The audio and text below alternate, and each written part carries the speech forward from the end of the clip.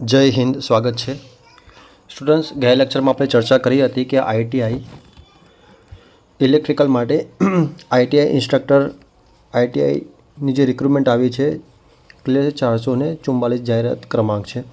હવે એમાં સબ્જેક્ટ આપેલો છે પાવર સિસ્ટમનો transmission line and distribution system. તો ટ્રાન્સમિશન લાઇનની અંદર શું તમારે ન્યુમેરિકલ કરવાના રહેશે? નહીં, ન્યુમેરિકલ નથી કરવાના.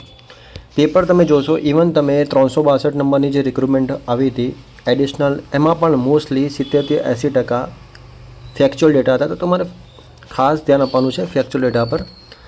ક્લિયર છે? ચલો સમજીશું. હવે જો આ ડાયાગ્રામ અહીં આપેલો છે, આ ડાયાગ્રામ પરથી પણ ઘણા ક્વેશ્ચન પૂછાશે. જો આપણું અલ્ટિમેટલી ગોલ શું છે સમજો તમે.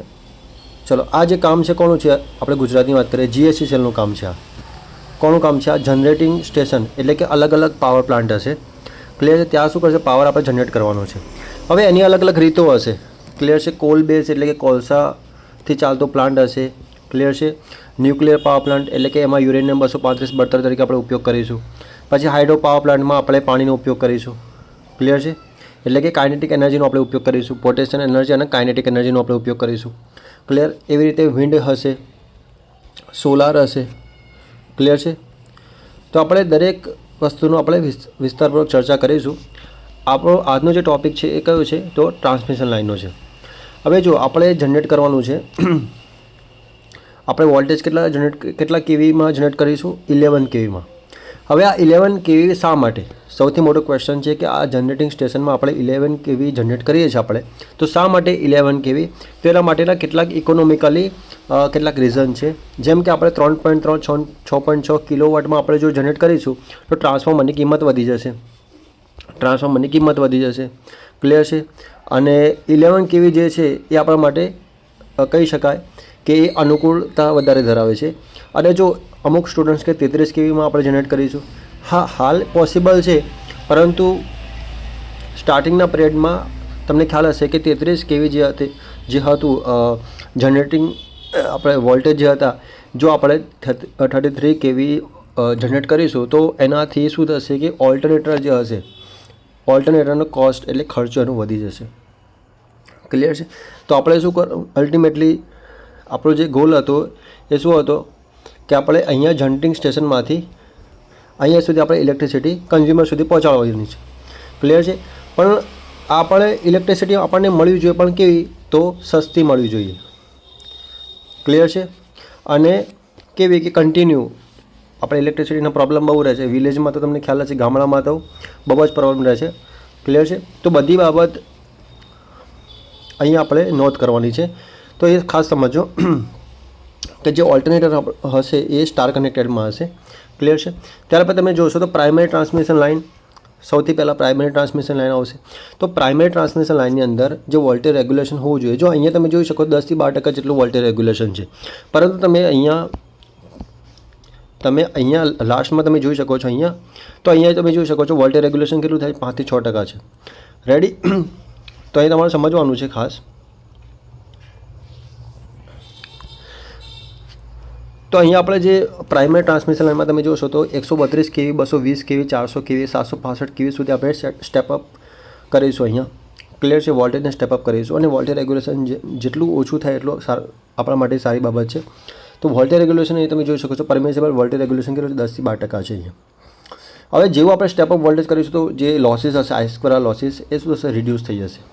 આપણો જે ગોલ છે પાવર ફેક્ટર ઇમ્પ્રુવમેન્ટ કરવાનો છે. તો P = VI cos ∅ છે, ખ્યાલ જ હશે. ક્લિયર છે? તો આપણે પાવર ફેક્ટર ઇમ્પ્રુવમેન્ટ કરવાનું છે. અને ઇકોનોમિકલી મતલબ અહીંયા જે આપણે કંડક્ટર પણ યુઝ કરીશું ને એ પણ કેવું હોવું જોઈએ? સસ્તું હોવું જોઈએ. મતલબ મોસ્ટલી આપણે એલ્યુમિનિયમનો ઉપયોગ કરીશું, કેમ કે તમને ખ્યાલ જ છે આ ટ્રાન્સમિશન લાઇન જે હશે એ તમને ખ્યાલ જ છે સ્ટેટ ટુ સ્ટેટ હશે, ડિસ્ટ્રિક્ટ ટુ ડિસ્ટ્રિક્ટ હશે. ક્લિયર? બહુ એમાં ખર્ચો પણ ઘણો થતો હોય છે, તો આપણે બધી વસ્તુ ધ્યાન રાખવી પડતી હોય છે. એઝ એ એન્જિનિયર આપણને આ બધી વસ્તુની કાળજી રાખવી પડશે.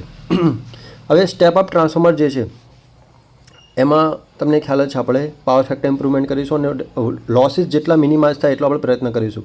એટલે જેટલા મેક્સિમમ એટલે સ્ટેપ અપ કરીશું આપણે વોલ્ટેજ, એટલો લોસીસ એટલો આપણને ઓછો જોવા મળશે. ક્લિયર છે. હવે પ્રાઇમરી ટ્રાન્સમિશન એક્ઝામમાં પૂછે કે પ્રાઇમરી ટ્રાન્સમિશન લાઇન જે છે તો એમાં વાયર જે હશે સિસ્ટમ કઈ છે 3 ફેઝ 3 વાયર સિસ્ટમ હશે, યાદ રાખજો. ચલો હવે તમે જોઈ શકો છો સેકન્ડરી ટ્રાન્સમિશન લાઇનમાં 3 ફેઝ 3 વાયર સિસ્ટમ. હવે જ્યારે અહીંયા તમે જો સ્ટેપ ડાઉન થશે તો એમાં ટ્રાન્સફોર્મર જે હશે સ્ટાર ડેલ્ટામાં હશે અને 66 kV 33 kVમાં આપણે શું કરીશું સ્ટેપ ડાઉન કરીશું. રેડી. ત્યાર પછી શું હશે પ્રાઇમરી ડિસ્ટ્રીબ્યુશન સિસ્ટમ હશે, ત્યાર પછી સેકન્ડરી ડિસ્ટ્રીબ્યુશન સિસ્ટમ. હવે અહીંયા શું હશે કે મોટા બિગ કન્ઝ્યુમર હશે જે સબસ્ટેશનમાંથી મોટી ઇન્ડસ્ટ્રી હશે ત્યાંથી બધો પાવર આ લોકો લઈ લેતા હોય છે. ક્લિયર છે. હવે અહીંયા પ્રાઇમરી ડિસ્ટ્રીબ્યુશન સિસ્ટમમાં 3 ફેઝ 3 વાયરનો આપણે ઉપયોગ કરીશું અને સ્ટેપ ડાઉન ટ્રાન્સફોર્મરનો અહીંયા આપણે ઉપયોગ કરવાના છે.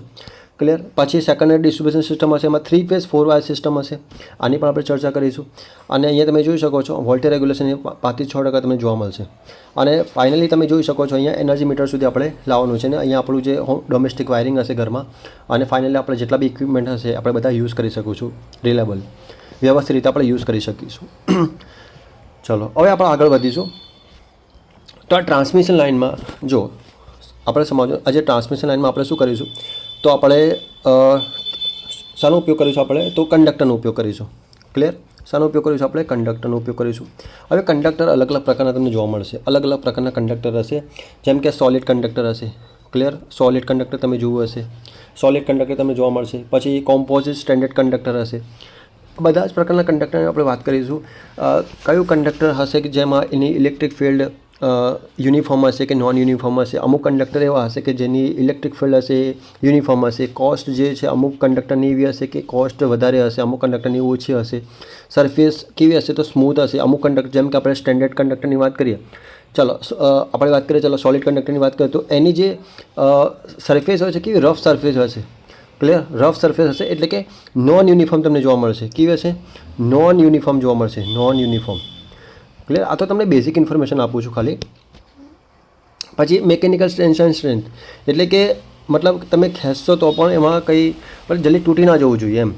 એટલે આપણે અમુક વાર શું કરતા હોઈએ છીએ જેમ કે તમને એક એક્ઝામ્પલ આપું. ઓલ એલ્યુમિનિયમ કંડક્ટર જે છે જેમ કે આપણે અહીંયા જો અહીંયા આપણે 1 2 3 4 5 6 અને ટોટલ 7 છે તો બધા જે છે એ ઓલ એલ્યુમિનિયમ એટલે કે AAC ઓલ એલ્યુમિનિયમ કંડક્ટર છે.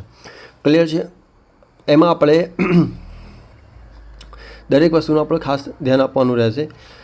હવે સમજો ખાસ જેમ કે અહીંયા આ બધા શું છે અહીંયા તો ઓલ એલ્યુમિનિયમ કંડક્ટર છે પણ અમુક જે હશે એ કેવા હશે કોમ્પોઝિટ તમને જોવા મળશે. કોમ્પોઝિટ મતલબ કે આપણે એલ્યુમિનિયમ તો અહીંયા આજુબાજુ તો એલ્યુમિનિયમ હશે જ પણ આનું જે છે મતલબ મિકેનિકલ સ્ટ્રેન્થ એટલી બધી સારી નહીં હોય તો વચ્ચે આપણે શું કરીશું સ્ટીલ લગાવી દઈશું. શું કરીશું આપણે સ્ટીલનો ઉપયોગ કરીશું જેનાથી મિકેનિકલ સ્ટ્રેન્થ સારી રહે. ક્લિયર છે કે નહીં? આ બધી વસ્તુ આપણે ખાસ સમજવાની છે. તો આમાં તમને ખ્યાલ આવી ગયો હશે. ચલો આગળ વધીશું આપણે. તો જો ટ્રાન્સમિશન લાઇન જે છે ટ્રાન્સમિશન લાઇન જે હશે એક શું હશે transmission line link or power carrier between 2 buses in the network. એટલે જે ટ્રાન્સમિશન લાઇન જે હશે એ એ બ્રાન્ચ નેટવર્ક તરીકે એનો બિહેવિયર હશે અને બસ act as a node in the network. Clear છે. હવે આમાં આપણે એલ્યુમિનિયમ અને કંડક્ટરનો આપણે ઉપયોગ કરીશું. હવે આ એલ્યુમિનિયમ અને કંડક્ટર જે છે એનો ડિફરન્સ તમને ખ્યાલ હોવો જોઈએ. જેમ કે વેટની વાત કરીએ કોસ્ટના સંદર્ભમાં જોઈએ આપણે પાવર લોસમાં જોઈએ કોરોના લોસ કેવો હશે બંનેમાં કયા મટીરિયલમાં સૌથી વધારે કોરોના લોસ હશે, કયા મટીરિયલ સૌથી સારું હશે, રેઝિસ્ટિવિટી કોની વધારે હશે કોની ઓછી હશે, electric field due to line charge કોની વધારે હશે ઓછી હશે. તમે આ જોઈ શકો છો આપણે ડિફરન્સ લખ્યું છે. વેટમાં એલ્યુમિનિયમ જે હશે જો એલ્યુમિનિયમ જે છે આપણે એરોપ્લેનમાં પણ ઉપયોગ કરીએ છીએ કારણ કે એનું વેટ ઘણું ઓછું હોય છે, કોસ્ટમાં પણ એની કિંમત ઘણી ઓછી, પાવર લોસ પણ ઘણો ઓછો થતો હોય છે, કોરોના લોસ પણ તમે જોઈ શકો છો ઘણો ઓછો હોય છે, રેઝિસ્ટિવિટી વધારે હશે, અવેલેબિલિટી છે જ જથ્થો છે એનો. ક્લિયર છે. ચલો હવે આ વોલ્ટેજનો જે રેટિંગ હશે તમે જોઈ શકો છો આપણે RLC-G અને આપણે આ 4 પેરામીટર છે રેઝિસ્ટન્સ, ઇન્ડક્ટન્સ, કેપેસિટન્સ અને કન્ડક્ટન્સ. હવે તમને ખ્યાલ હશે કે આ જે RMS વેલ્યુ વોલ્ટેજ રેટિંગ જે હશે એ પ્રપોર્શનલ હશે, ઇન્સ્યુલેશનના પ્રપોર્શનલ હશે. એક્ઝામમાં ડાયરેક્ટ ક્વેશ્ચન પૂછાઈ જાય. અને કરંટ રેટિંગ જે હશે તમને ખ્યાલ હશે કે cross sectional area of conductor. અને જો MVA રેટિંગ તમારે ફાઇન્ડ કરો √3 VL તમારે યાદ રાખવાનું છે.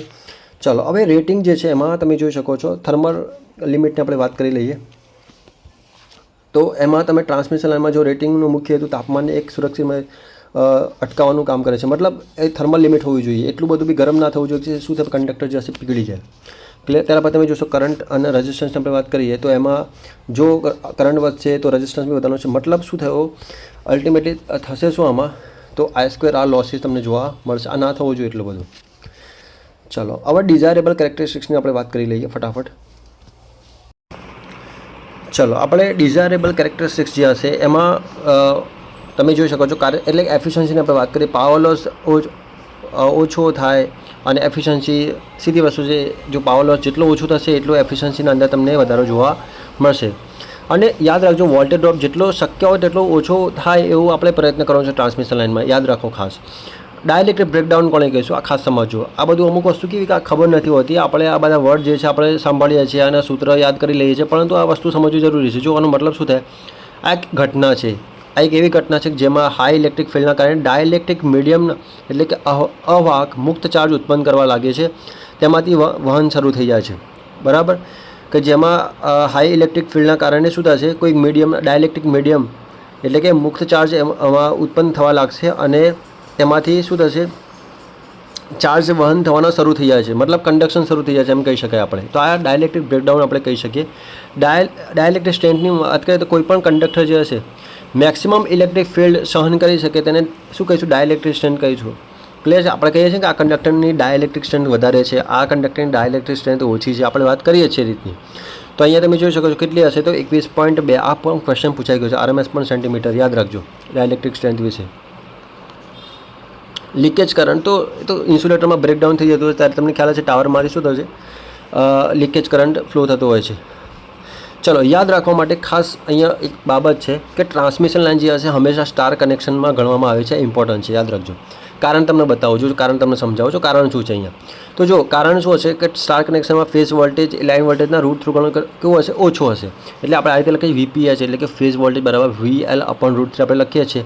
અને આપણને ખ્યાલ જ છે કે જે આ સ્ટાર કનેક્શનમાં શું હશે, લાઇન કરંટ બરાબર ફેઝ કરંટ સમાન હશે. હવે આપણે અહીંયા જ્યારે સ્ટાર કનેક્ટેડમાં ટ્રાન્સમિશન લાઇન સિરીઝમાં લોડ સાથે શું હશે, સિરીઝમાં લગાવેલું હશે. બરાબર, આપણે કન્સિડર કરીશું સ્ટાર કનેક્શન આપણે કન્સિડર કરીશું. હવે લીકેજ કરંટની આપણે વાત કરીએ તો VPH ફેઝ વોલ્ટેજ અને ઇન્સ્યુલેશન રેઝિસ્ટન્સ અને ટાવરનું રેઝિસ્ટન્સ બંનેનો સરવાળો કરીશું અને VPH સાથે આપણે VPH/R ઇન્સ્યુલેશન પ્લસ ટાવર આપણે કરીશું. એટલે કે રેઝિસ્ટન્સ, ટાવરનો રેઝિસ્ટન્સ અને ઇન્સ્યુલેશનનું રેઝિસ્ટન્સ બરાબર છે એનો સરવાળો કરીશું અને આપણે ફેઝ વોલ્ટેજ સાથે ભાગી દઈશું તો આપણને લીકેજ કરંટ મળી જશે. ચલો આવા થતું શું હોય છે અમુક વાર કે ઓવર વોલ્ટેજના કારણે શું થતું હોય છે, ઓવર વોલ્ટેજ થતું હોય છે. તો એનું કારણ શું, ઓવર વોલ્ટેજ ક્યારે થઈ શકે, તો સૌથી પહેલાં લાઇટિંગ, ડ્યુ ટુ લાઇટિંગ એટલે કે વીજળી પડવાના લીધે. હવે એમાં શું થશે, ચાર્જ પ્રેરિત થશે, એના કારણે ટ્રાન્સમિશન લાઇનમાં વોલ્ટેજ ઉત્પન્ન થાય છે. બરાબર છે.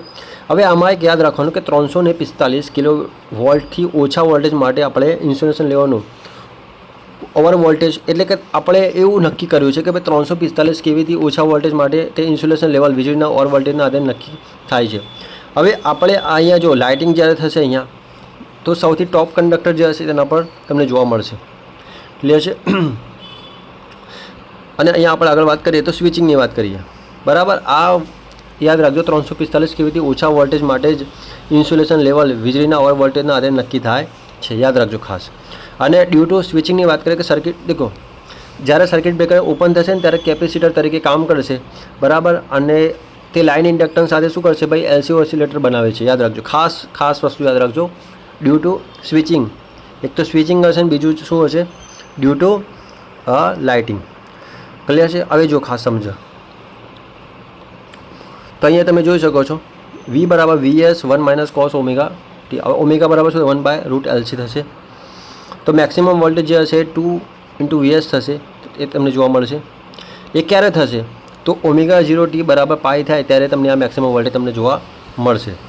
ચલો હવે જ્યારે બી આપણે ડેલ્ટા 90 ડિગ્રી થશે ત્યારે તમને અહીંયા ટ્રાન્સમિશન લાઇનનો વોલ્ટેજ જે છે એ મેક્સિમમ તમને જોવા મળશે. ક્લિયર છે કે નહીં. તો આ બી તમારે રિલેશન યાદ રાખવાનું છે, જેટલું ડિસ્ટન્સ વધશે એટલું રિએક્ટન્સ ઘટશે. ક્લિયર છે.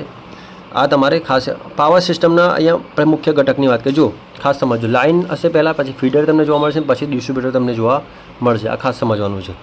હવે જો ફીડર જે છે એમાં આખી જે એની લંબાઈ હશે લાઇન દરમિયાન કેવો હશે, એમાં કરંટ અચળ રહેશે. યાદ રાખજો, ફીડરની વાત છે આપણે. ડિસ્ટ્રીબ્યુટરની વાત કે લોડ જોડાણના કારણે તેમાં કરંટ બદલાતો રહે છે ડિસ્ટ્રીબ્યુટરમાં.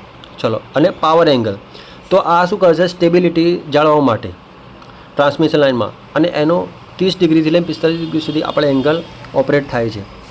જો આટલો એંગલ ઓપરેટ થાય તો મતલબ શું હશે? સ્ટેબિલિટી વધારે હશે, એમ કહી શકીએ. સ્ટેબિલિટી ઘણી સારી હશે પાવર એંગલની. ક્લિયર? ચાલો, વોલ્ટેજ હવે n ગણો વધારવાથી થતી અસરો. વોલ્ટેજ જ્યારે આપણે 4 ગણું વધારીશું, 5 ગણું વધારીશું, આ એક એક્ઝામ્પલ આપેલું છે. તો એમાં તમને શું કંઈક ને કંઈક નવી વસ્તુ તમને જોવા મળશે.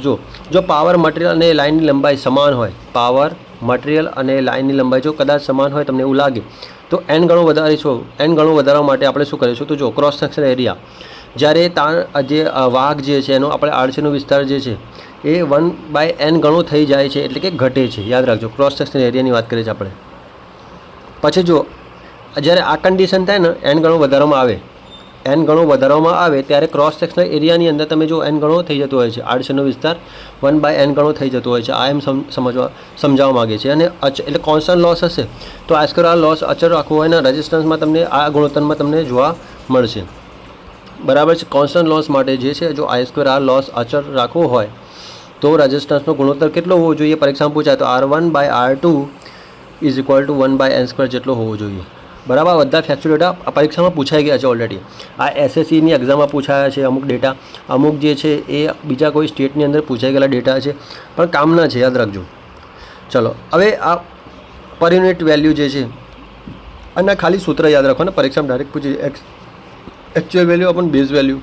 બરાબર? I પર યુનિટની આપણે વાત કરીશું, પછી V પર યુનિટની આપણે વાત કરીશું, હે ને? પછી આપણે ઇમ્પિડન્સની વાત કરીશું, પર યુનિટ ઇમ્પિડન્સની વાત કરીશું.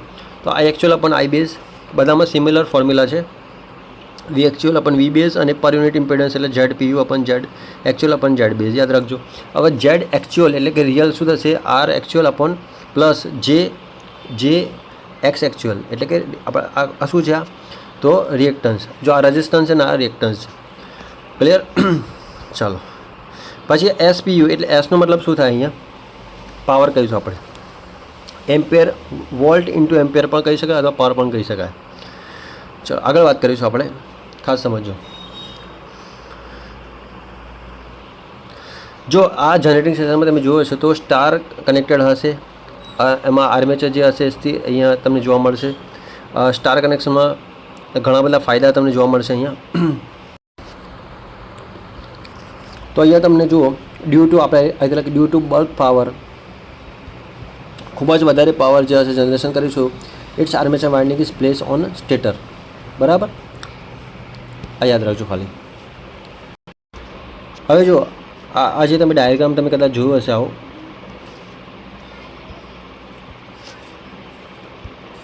જો આ ટાઈમે તમે ડાયાગ્રામ જોયું હશે, આ એકચ્યુઅલી આ સ્ટેટર વાઇન્ડિંગનું છે. તો અહીંયા તમે આપણે VR અહીંયા લઈશું, આપણે VY લઈશું આપણે, અને અહીંયા VB લઈશું. તો અહીંયા તમને શું જોવા મળશે? VRY તમને જોવા મળશે, અને આ જે છે VL/√3 છે. ક્લિયર છે કે નહીં? ચલો, તો VP બરાબર શું થશે? ફેઝ વોલ્ટેજ બરાબર શું થશે? VL/√3 થશે. અહીંયા આ ફેઝ વોલ્ટેજ છે. બરાબર? શું છે? એ ફેઝ વોલ્ટેજ તમે જોઈ શકો છો. ક્લિયર થાય છે કે નહીં? આ ડાયાગ્રામ તમે ખાસ યાદ રાખજો. ચલો, હવે આ તો જે છે બધું 3 ફેઝ સર્કિટ તમે આપણે ભણાવીશું ત્યારે તમને વધારે આઈડિયા આવશે. ક્લિયર? ચલો, આપણે નેક્સ્ટ લેક્ચરમાં આપણે ચર્ચા કરીશું આગળ. ઓકે, જય હિન્દ.